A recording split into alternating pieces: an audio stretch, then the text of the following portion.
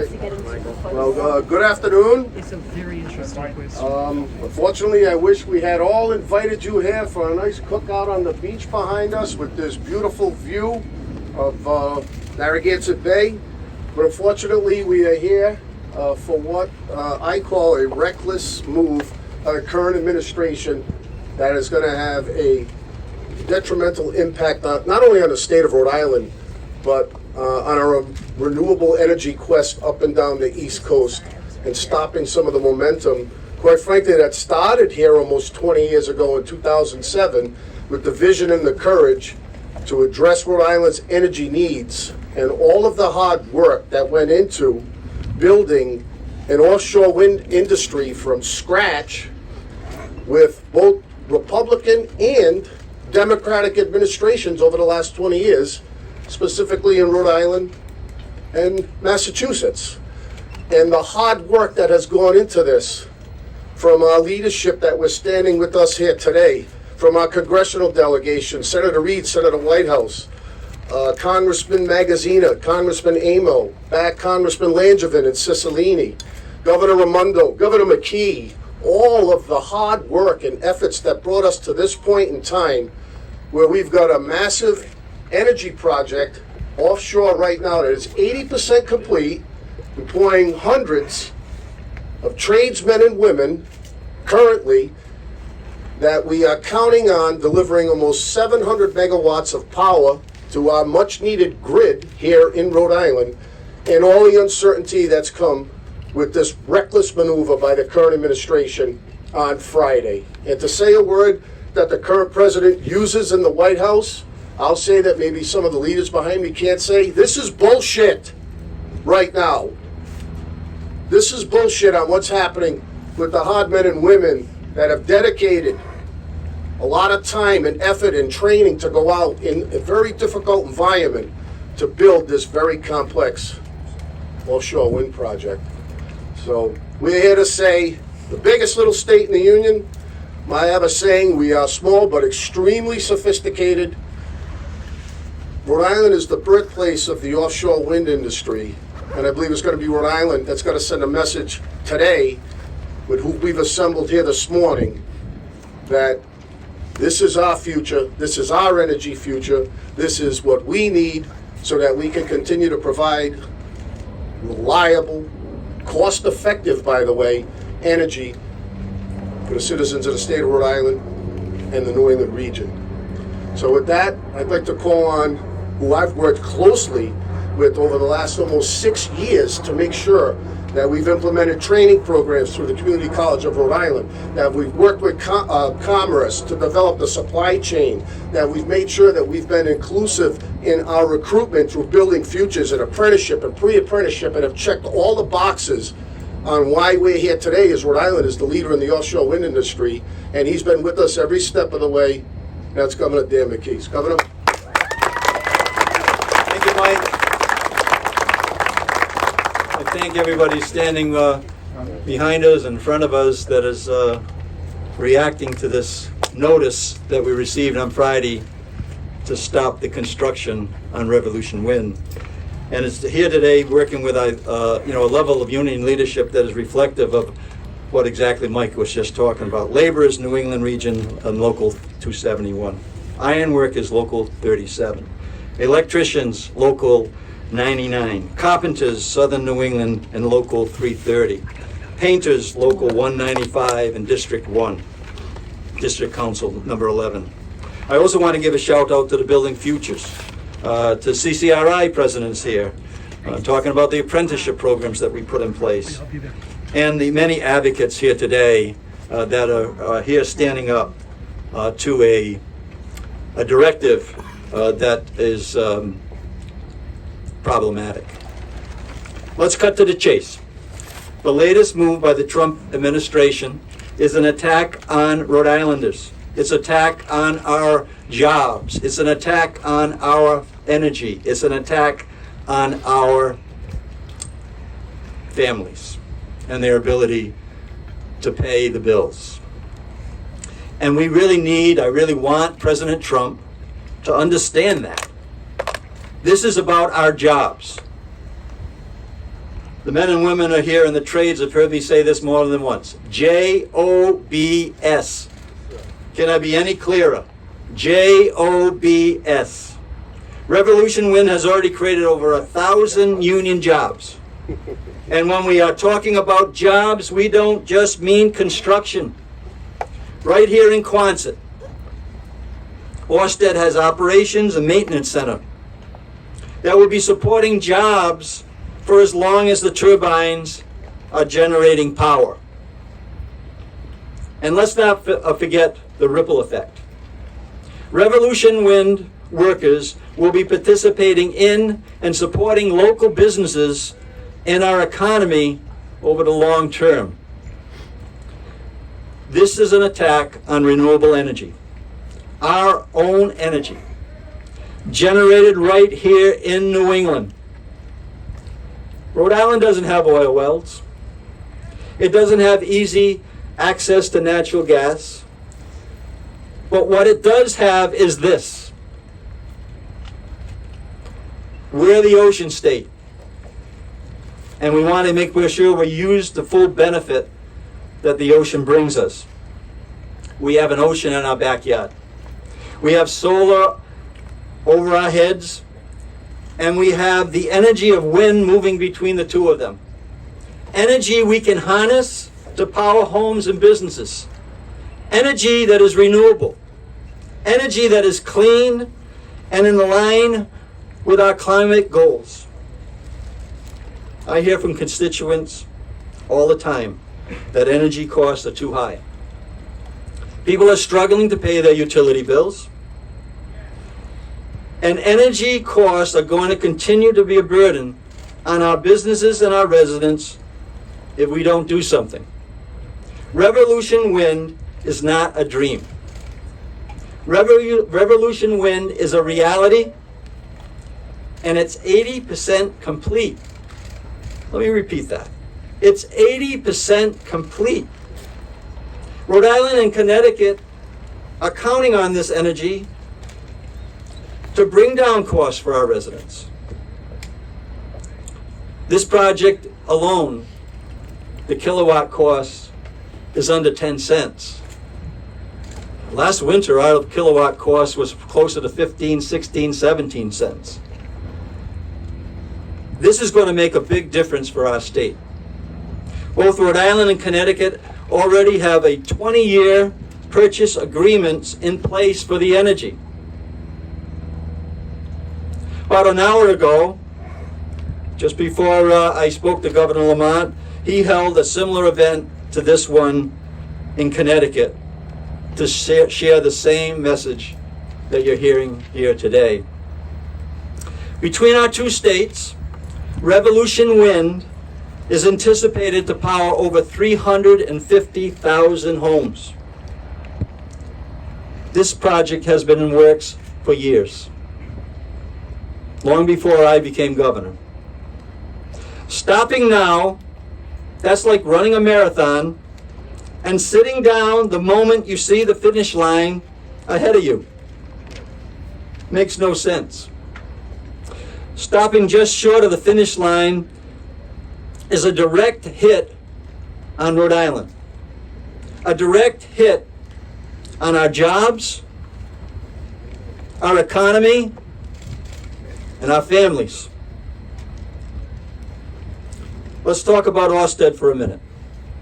What kind of message is the Trump administration sending to international companies or any company who want to invest in our economy? Orsted reports through its American projects that has already invested $20 billion in the U.S. supply chain. Here's an example.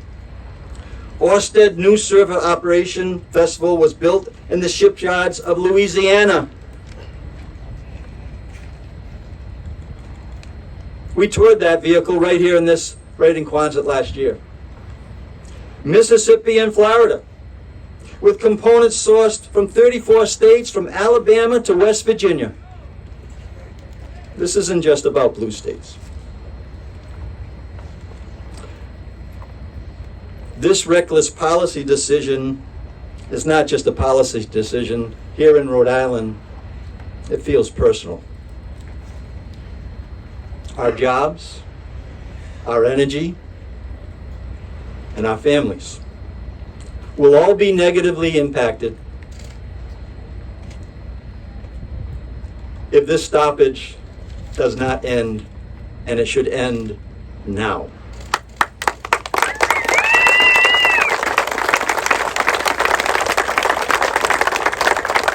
Everyone here today is united in pursuing every possible avenue to get this critical project across the finish line. And again, jobs, J-O-B-S, jobs. That's what is at stake right now. In Rhode Island, what's at stake is creating the jobs, putting people to work at good paying jobs that are going to pay dividends, and that work will pay dividends for decades to come. That's what's at stake. Let's make sure our voices are heard, not only here in Rhode Island, but in Washington, D.C. as well. Thank you so much.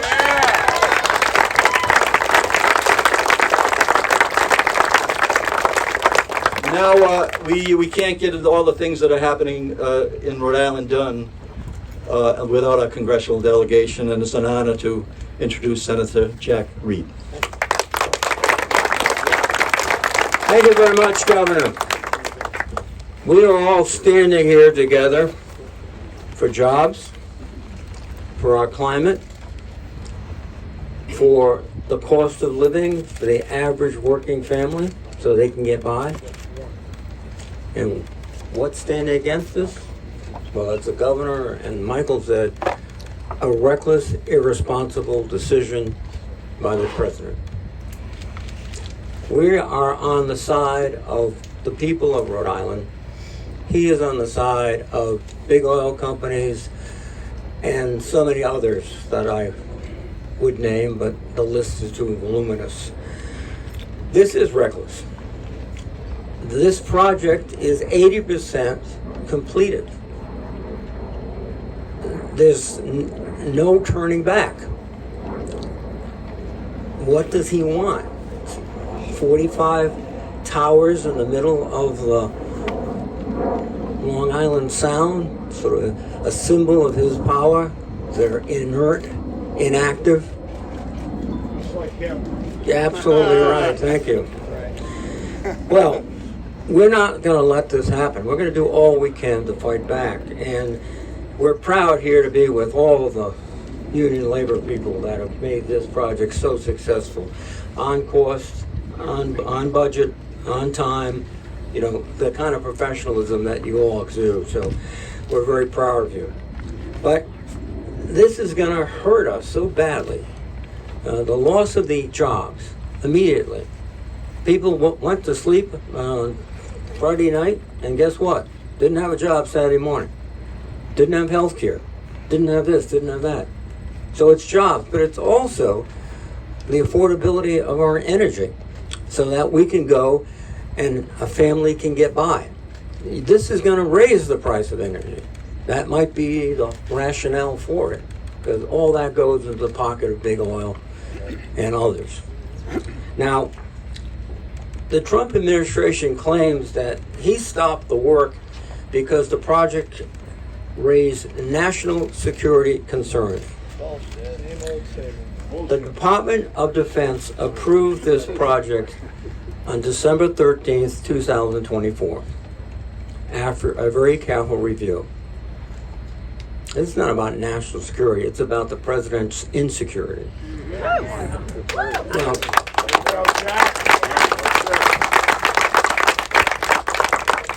you know what is a threat to our national security? Him. Oil that is controlled by OPEC and foreign countries that have animosity towards us, and we're letting them set the price that we must pay. That's a national security issue. So we're here because this makes sense economically, it makes sense in terms of our climate, it makes sense in terms of our future.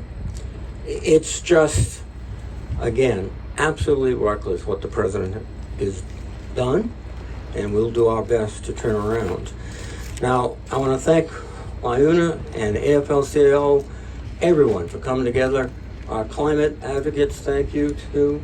And with that, I'd like to pass the baton to my colleague and friend and a great, great advocate for the climate and everything else, Sheldon Whitehouse.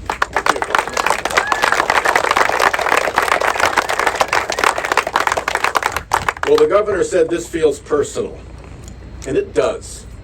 Some of us have been working since the early days of Deepwater Wind, when Grover Fugate and Jen McCann were first figuring out how you could site offshore wind in America. And when Rhode Island solved that problem, a whole industry developed with wonderful paying jobs. And now, one person in the White House running a political errand for the fossil fuel industry is trying to knock that down. He can try, but he will not succeed. This is a blow to Rhode Island. It is a deliberate blow, but it's also collateral damage.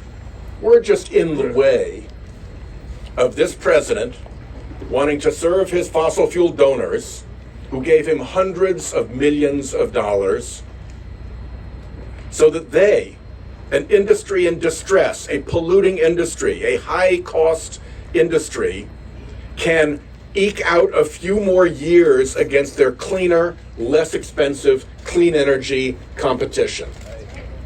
There used to be a day when Republicans said government should not go into the marketplace and pick winners and losers.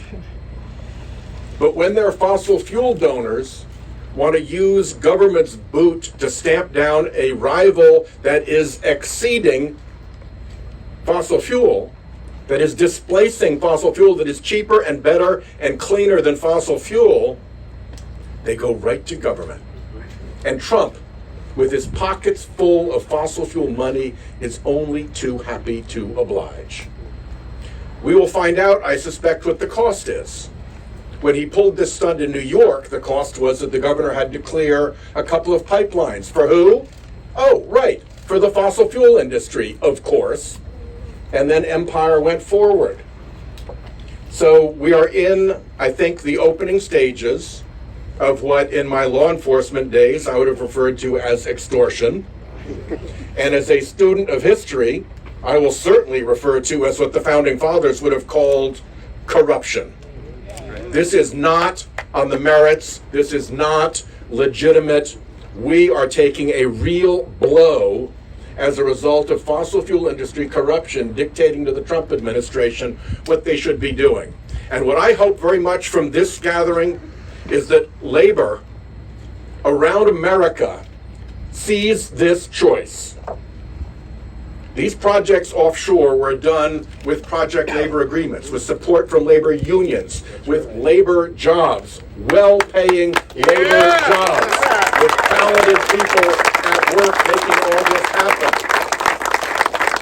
And the choice between extending fossil fuels' useful life a few years because it gives money to Republicans, and supporting this remarkable new technology and the labor force that supports it, they made that choice. And labor around the country, I hope, is bearing witness to what is going on here. So thank you for calling us together. This is important. I just have to have a scientific moment. I'm sorry. My wife is a marine scientist. The amount that fossil fuel is heating the oceans every year is 14 zettajoules. That has 21 zeros after it. It's like 30 times the entire energy consumption of every person on the planet. Fossil fuel is destroying our oceans in real time. The oceans give us a way to save them by using offshore wind to offset the fossil fuel pollution. This is our chance. Let's make sure we fight hard together. I'm glad to be here, and particularly glad to introduce Seth Magaziner, who represents the territory. Thank you, Sheldon. By stopping the Revolution Wind project, Donald Trump is putting America last. He is putting American workers on the unemployment line. He is raising Americans' energy costs, Rhode Islanders' energy costs. And who is he helping? Our enemies. He's helping Vladimir Putin. He's helping China. He is helping our adversaries instead of helping Americans. What do I mean? We are in a race with China right now on AI. We need to build data centers. Electricity production is going to determine who controls the course of the world over the next century.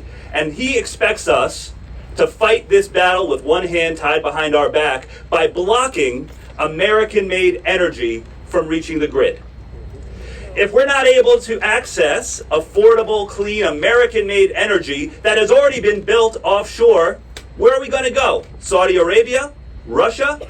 By driving up the demand for oil instead of American-made clean wind power, he is helping to fund Putin's war in Ukraine. He is helping our adversaries at the expense of American jobs, of American energy independence, of American affordability. Those are the stakes here. Yes, this is about Rhode Island and making sure that Rhode Island has cheaper energy and better paying jobs, but it is also about making sure that America can compete. And for us to compete, we need more affordable, clean energy like Revolution Wind, not less.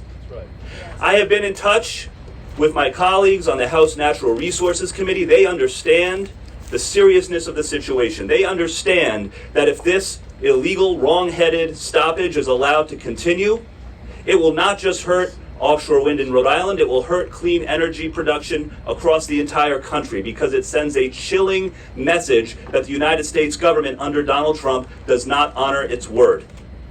And that is a killer for development, that is a killer for business across the entire country. So we have members of Congress from across the entire country who are prepared to mobilize on this. I know that organized labor is prepared to mobilize across the country on this. The environmental groups are mobilizing across the country on this. So Rhode Island is not alone in this fight. There are a lot of people out there who have our backs at this moment because they understand that what happens here matters across the entire country. And to the Rhode Islanders who are watching, I hope that the message that this sends to you today, with the governor, with my colleagues in the delegation, with our union leaders, with state legislators, everybody who's here today, I hope the message that it sends is that you know that we will fight for you. To the tradesmen and women of Rhode Island, we will fight for you. To the Rhode Islanders who are concerned about how to heat their homes and keep the lights on this winter, we are prepared to fight for you. For the businesses, the manufacturers who need lower energy costs, we are here to fight for you. And for the Rhode Islanders who care about the future of our planet and combating climate change and having more good tomorrows, we are here to fight for you as well. We are in a fight at this moment, but we are in it together, and we are going to win. And I am so glad to be in this fight with my colleague in the House of Representatives from Rhode Island, Gabe Amo.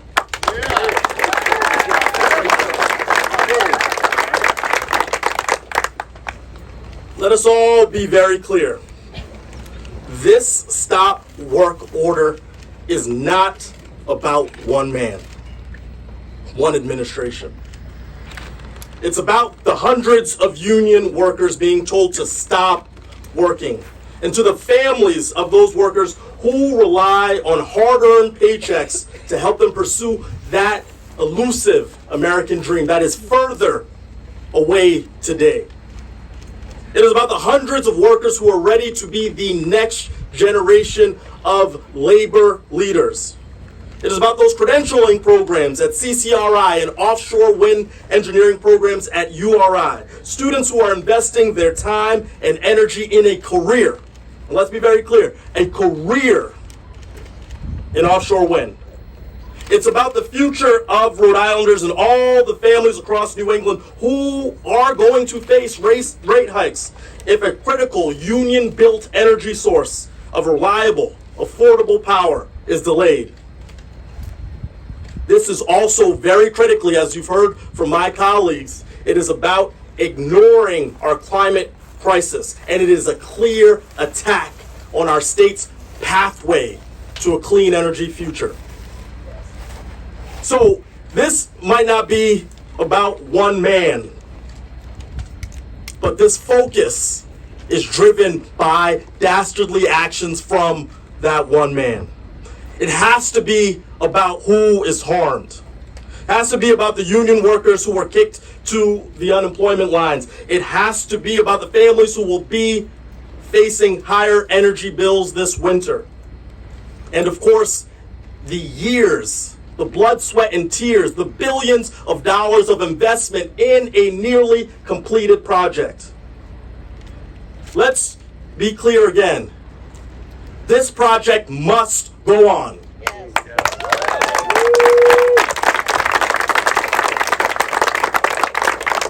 And so this force of strength you see will be replicated until the job is done. We're not going to stop. We can't afford to stop. Our future, our economy, the people who we care about most in the world depend on our efforts. And so we're not going to let any president, any administration increase energy costs, force workers to the unemployment lines, make it harder to get by when we know it's tougher than ever. So I'm proud to stand alongside these leaders, but I say again, we're not going to stop. We're going to keep going, we're going to keep fighting, we're going to keep pushing because the lives of the people in our state and across our country depend on that effort. So let's keep going.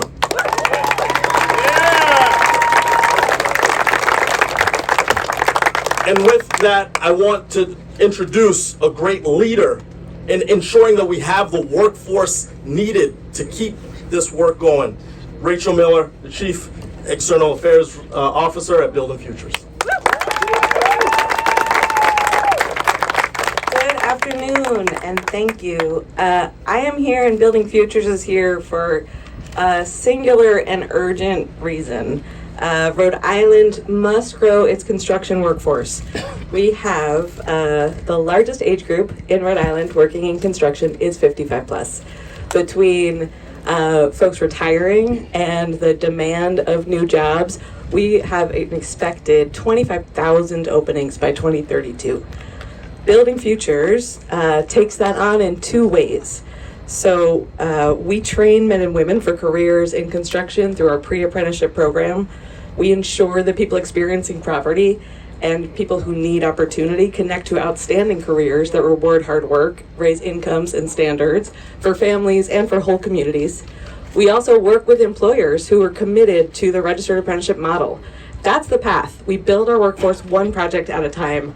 Orsted has been an outstanding partner in understanding and recognizing that we absolutely must use registered apprentices as we build our clean energy future.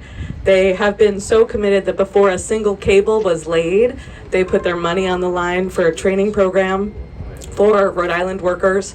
Building Futures worked with the members of the Building and Construction Trades Council and Orsted, and with support from the Real Jobs Rhode Island program, we trained over 220 people. That was a big investment. That was a nearly $1,950,000 investment before a single cable was laid on trainings like a week-long global wind organization, basic safety training, helicopter underwater escape training, medical trainings, and that was with just this project alone, not even to mention the work that CCRI did to stand up our own Rhode Island Global Wind Organization facility.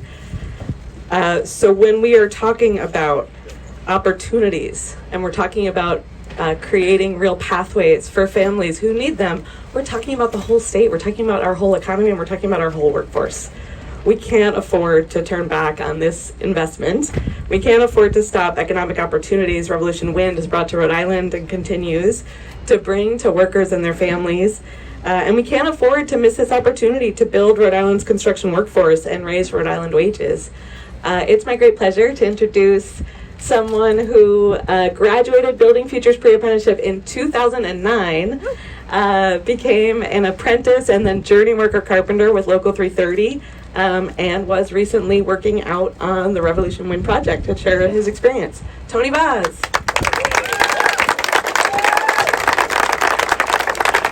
Thanks, Ricky.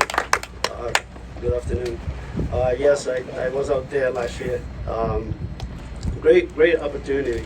Actually, my bag is ready because I was supposed to be leaving in 3 days to go back, but now I don't know what's gonna happen. But all these people behind us, I have faith that they're gonna make it happen, and I will be going out again.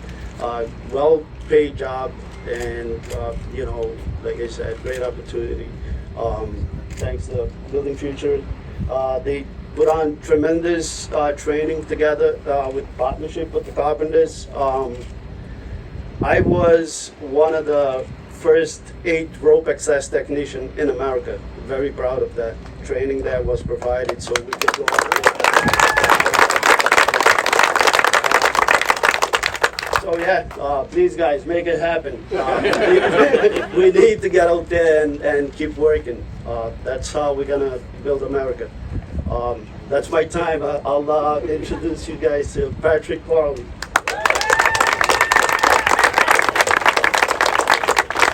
Thank you, Tony, and thank you everyone who spoke before me, governors, Senator Reid, Senator Whitehouse, Congressman Amo, Congressman Magaziner, especially my brother Michael Sabatoni, and Rachel Miller, who's been a longtime friend.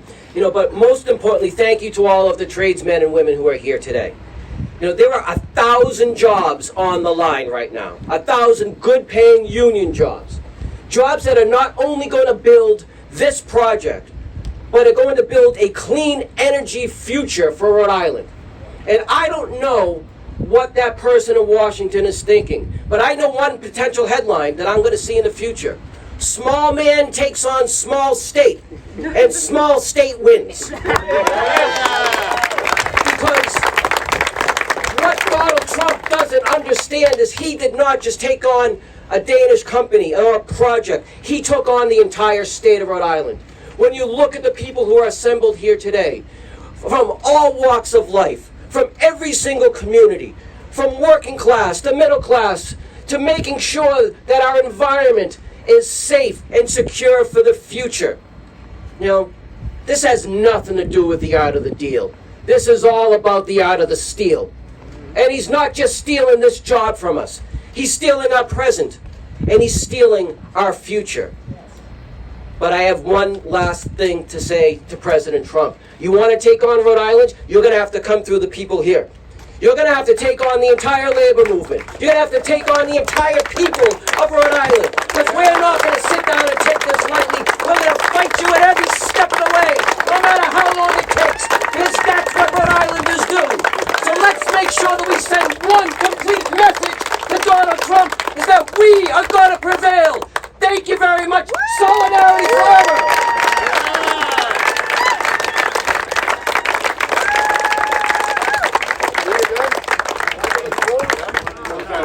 Do I have to? You're the rapper. All right. Well, I usually go last anyway, so. First and last. As you can see, there's one united front that's here behind us, and there's one united state in Rhode Island. And again, we've been at this for 20 years, and this is by accident that we're the leader in the forefront of the offshore wind industry.